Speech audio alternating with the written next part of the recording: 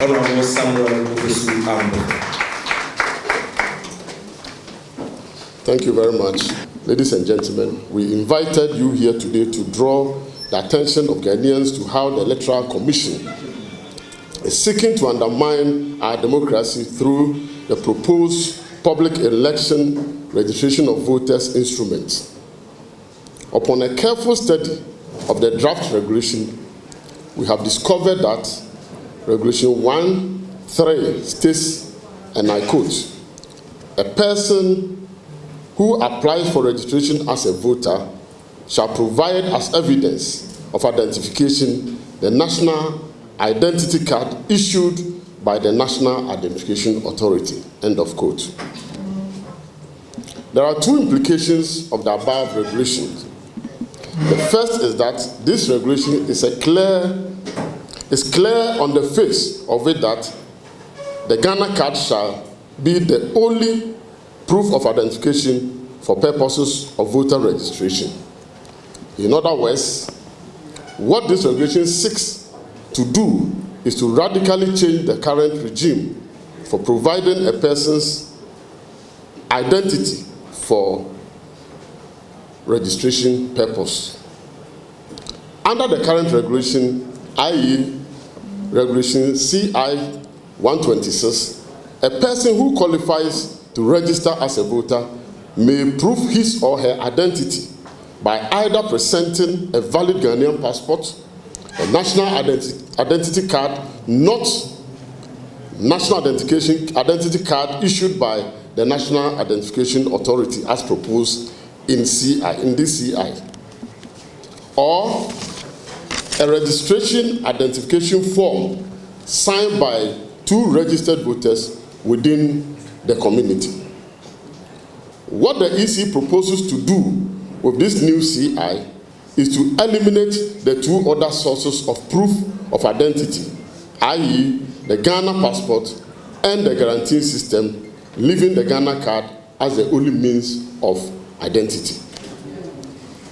The second implication is that the regulation flies in the face of Article 42 of the Constitution, which states as follows: every citizen of Ghana, 18 years or above, and of sound mind, has the right to vote and is entitled to be registered as a voter for the purpose of public elections and referenda. End of quote. This clearly makes the proposed provisions unconstitutional. What it means is that if the CI is passed in its current form, it will not only be unconstitutional, it will radically disenfranchise all those prospective voters who, for no fault of theirs, are unable to obtain the national ID card issued by the National Identification Authority. They would have been denied the right provided for them under Article 42 of the 1992 Constitution. The 1992 Constitution provides only three conditions for registration as a voter, and that is: 1, the person has to be a citizen of Ghana; 2, the person must be of sound mind; and 3, the person must be 18 years old and above. Therefore, no subsidiary legislation can be used to undermine this provision. That is the reason why, since the inception of the Fourth Republic, all regulations governing registration of voters have always provided the guarantee system in order to take account of all qualified persons who, for one reason or the other, do not possess the requirements. The removal of this provision from the CI and make the Ghana card the sole requirement for registration is to deny all such persons the right to register and vote. And this is a complete breach of and violation of Article 42 of the 1992 Constitution, and therefore unconstitutional. Again, Article 45E of the Constitution also enjoins the Electoral Commission to undertake programs for the expansion of the registration of voters. Given the above provision, we are of the view that the proposal in the CI, which makes the Ghana card the sole requirement for the registration, is unconstitutional to the extent that it serves as a fetter on citizens' right to register and exercise their franchise in elections. This singular decision by the G. Mensah and Bosmanasare-led EC is also at variance with the constitutional mandate to undertake programs to expand the registration of voters. At present, statistics available suggest that at least about 2 million Ghanaians are yet to be issued the Ghana card. The registration process for the Ghana card has been characterized by several difficulties. The National Identification Authority has missed several deadlines to complete the registration of citizens. Professor Kenatifa, Executive Director of the National Identification Authority, stated at a press conference last Friday, 16 September 2022, and I quote, "We have the mandate to register all Ghanaians in Ghana and all Ghanaians abroad.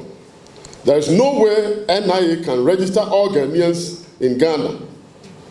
If you look at our performance record, as stern as we believe our performance is, the reality is that there are approximately 2 million people aged 15 years and above who have not registered for the Ghana card. There is no way the National Identification Authority can register those people. It is physically, technically, and fiscally impossible." End of quote. We therefore found it strange that the Electoral Commission will call a press conference and urge the National Identification Authority to expedite action on registration. It obviously doesn't lie in the mouth of the EC to do so. In the circumstances, therefore, making the Ghana card the sole requirement for voter registration will serve to deny millions of Ghanaians their right to register and vote. Ladies and gentlemen, Regulation 2 of the proposed CI also provides that 1. The Commission shall designate the district office or any place it considers appropriate as a registration center. 2. In designating a place as a registration center, the Commission shall take into consideration the accessibility of the place to prospective applicants for registration. In our estimation, the proposed regulations on registration centers will create a number of avoidable problems for the electorate. First, it will, if implemented, make voter registration extremely difficult for citizens who are resident in areas where the district office, located usually in the district capital, are far from the surrounding villages where potential applicants live. In such situations, the cost of travel alone can be a disincentive to registration. In contrast, if the prevailing practice of using the polling stations, or in a worst case scenario, the electoral areas, which are usually located within walking distances of residence of voters, is employed, this problem will not arise at all. Secondly, registrations conducted at the district offices will entail assigning polling stations to registrants at the point of registration. But the registrant will not know the physical location of their polling stations at the point of registration. Given the high level of illiteracy in the country, this will create utter confusion on election day, as voters may find it difficult locating their voting centers for the purposes of voting. Thirdly, the more egregious of the problems potentially associated with this measure is the possibility of gerrymandering engineered by registration officials. Gerrymandering is the act of manipulating electoral boundaries in a bid to favor one party. This takes various forms, the most common and obvious one being the redrawing of constituency boundaries so as to carve out a voter population predisposed to voting for one party.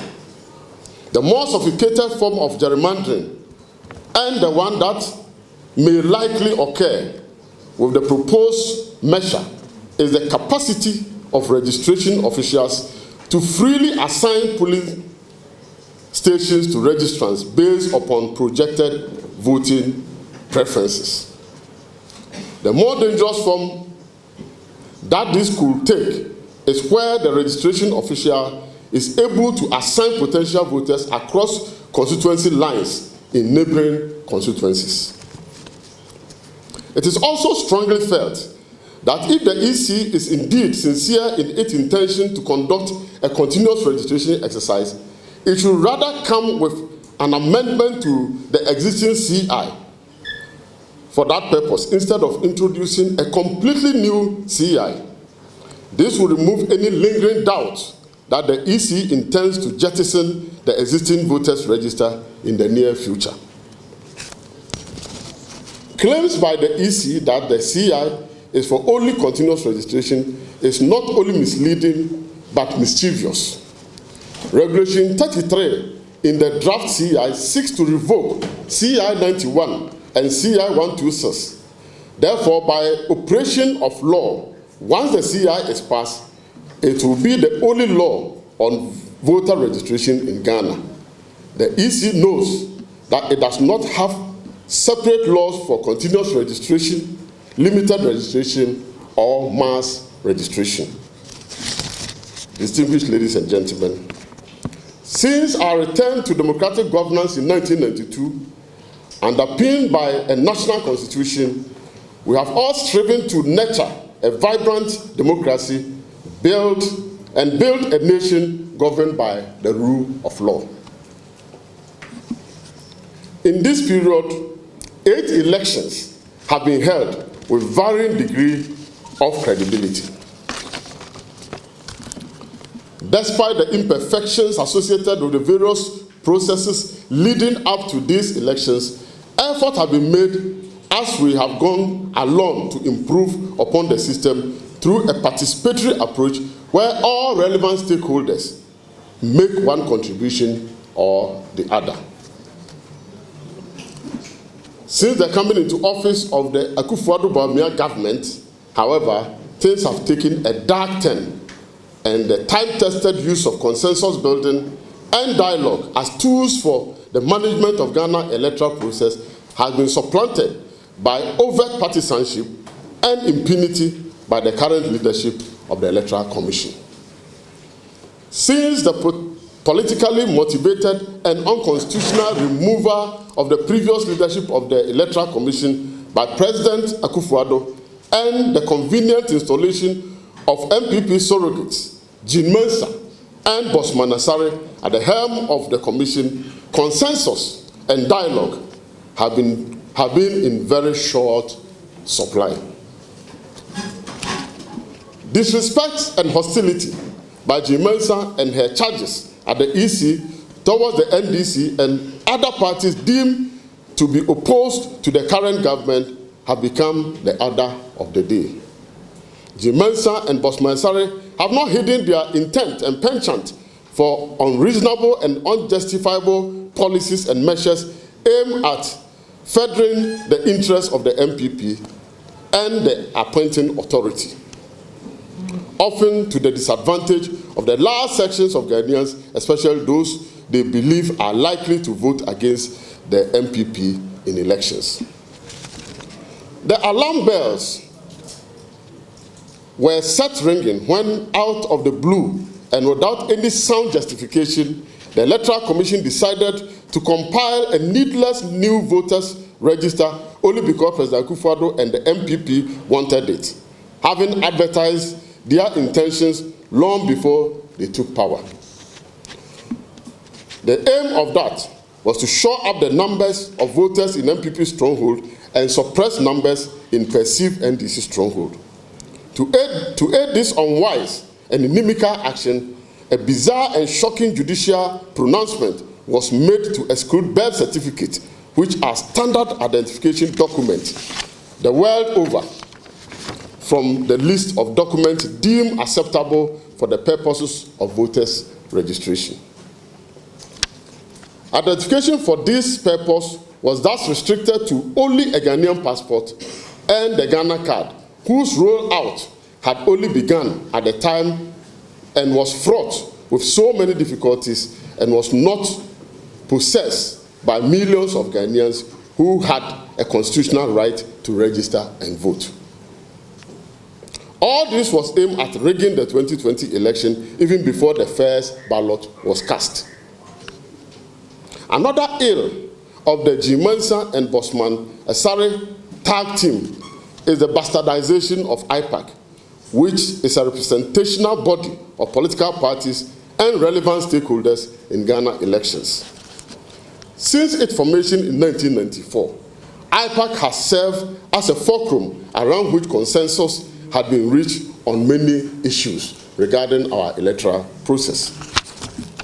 The tall list of reforms which had made Ghana's previous elections since 1992 the envy of many countries around the world were birthed by IPAC after they were deliberated upon and consensus reached on their viability and suitability. The otherwise very useful platform has now been reduced to a place where the current leadership of the Electoral Commission arrogantly shoves unilateral decisions down the throat of political parties without any consultation. To give a dubious semblance of majority IPAC support for their often misguided, fait accompli decisions, the EC had devised a system where mushroom virtually non-existent parties whose services have been procured by the MPP have been given 3 voting rights against 1 by the NDC. A party like the NDC with 137 MPs should not be outweighed at IPAC by parties with no credible presence on the political landscape and who have no representation in Parliament. Numerous complaints from us for a redress of this patently unjust situation have been met with intransigence by the EC. It is for this reason that we boycotted IPAC with a view to drawing attention to the caricature that it has become and how unworkable its present composition is. We are simply unable to be part of a system that is designed to rubber-stamp fraudulent approval of NPP decisions handed to the EC to implement.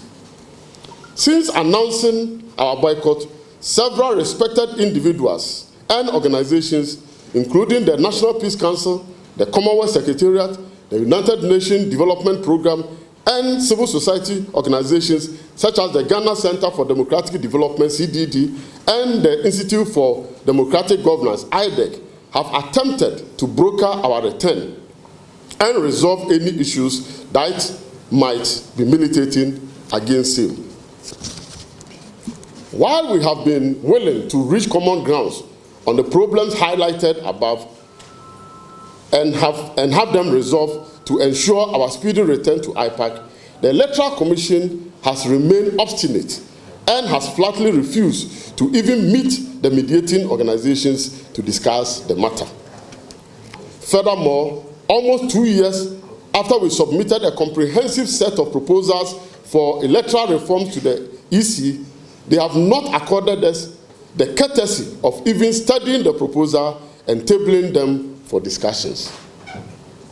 Several of the reforms introduced in our electoral system were proposed in the past by the MPP, then in opposition. Back then, the proposals were tabled by previous EC leadership at IPAC and were adopted after deliberations by stakeholders. The Jim Mensah-led EC does not appear to be concerned about maintaining and upholding these time-tested practices, which has served us well all this while, and rather favors a whimsical and dictatorial approach insofar as it inures to the benefit of the MPP. Ladies and gentlemen, the NDC received a letter dated 18th November 2018 and signed by Bossman Erica Sari, a deputy chairperson, inviting the NDC to an IPAC meeting on 24th November to discuss the draft constitutional instrument on registration of voters. Take note that this practice is a complete departure from the age-old, time-tested convention where IPAC first set up a committee to draft constitutional instrument for discussions and adoption. The NDC did not participate in this meeting. We received another letter dated 22nd December 2021, signed by Mr. Samuel Tete, Deputy Chairman Operations, inviting us to nominate representatives to be part of a subcommittee on a new constitutional instrument. The letter stated the composition as follows: A, Electoral Commission; B, MPP, 1 representative; C, NDC, 1 representative; D, parties without representation in Parliament, 3 representatives; and E, civil society organizations, 3.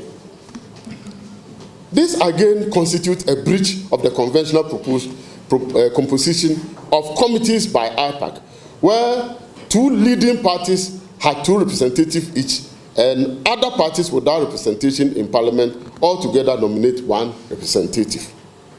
Why should political parties without representation in Parliament have more representation on such a committee? Who are the CSOs being referred to, and who nominates their representatives to the committee?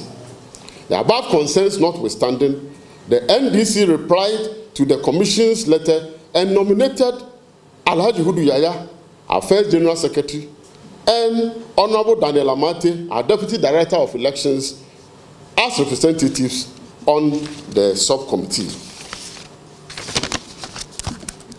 Alhaji Hudu Yaya has indicated to us that he received an initial call from the EC inviting him for a meeting on the stated date. He was, however, subsequently called and informed that the meeting had been postponed and will be informed when a new date is determined. Later in August this year, our caucus in Parliament informed us about the Electoral Commission's proposed CI on registration of voters, sections of which they were vehemently opposed to. This again is a clear demonstration of bad faith on the part of the Electoral Commission. The EC is obviously up to a mischievous game to exclude the NDC from the processes of drafting the constitutional instrument. Our information is that the Committee on Subsidiary Registration asked a fundamental question of what mischief the EC was seeking to cure with this new radical shift from the current regime as provided under the Public Election Registration of Voters Amendment Regulation 2020 CI 126. Our members on the committee took the view that the power of the EC to make regulations cannot be exercised in an arbitrary manner, and so the EC must justify why it is seeking to radically revise the regime for providing identity for those registration purposes. Therefore, the committee asked the EC officials to provide evidence of the mischief occasioned by the application of the existing regulations. This the EC is yet to provide. Ladies and gentlemen, the peace and security of this country cannot be toyed with in the manner that the EC is doing.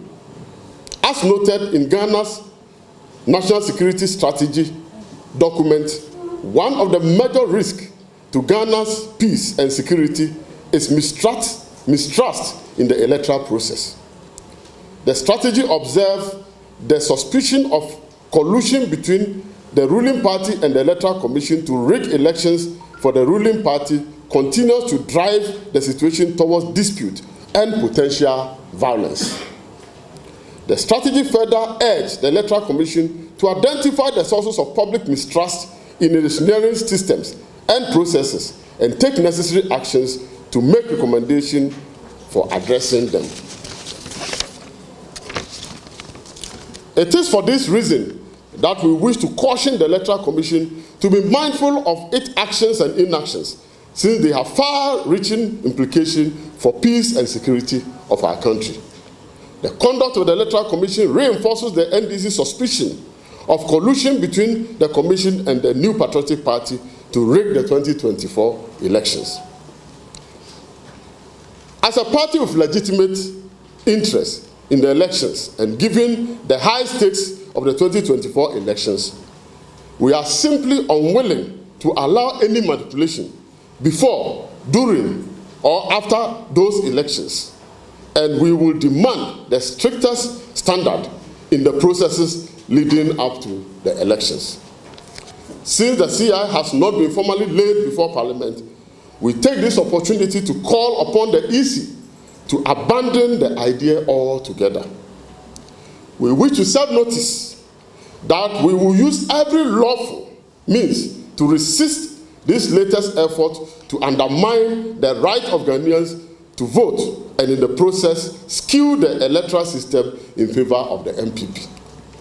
We will mobilize the broad masses of Ghanaians to wage a sustained and unrelenting campaign to prevent any attempt by the EC to strip large sections of the population of their right to vote. The Ghana card is a new feature of our national life and cannot immediately become the only means to identify a Ghanaian, only because it plays into the hands of the MPP, whose members constitute the leadership of both the National Identification Authority and the EC. In the light of the above, we demand an immediate cessation of all work on the laying of the CI in Parliament, pending thorough deliberation and consultation with all relevant stakeholders to fine-tune it to take on board the concerns expressed by us and others that others may hold as stakeholders. Given the above circumstances, we have the considered view that CI-91, as amended, is adequate for voter registration and subsequent conduct of 2024 elections.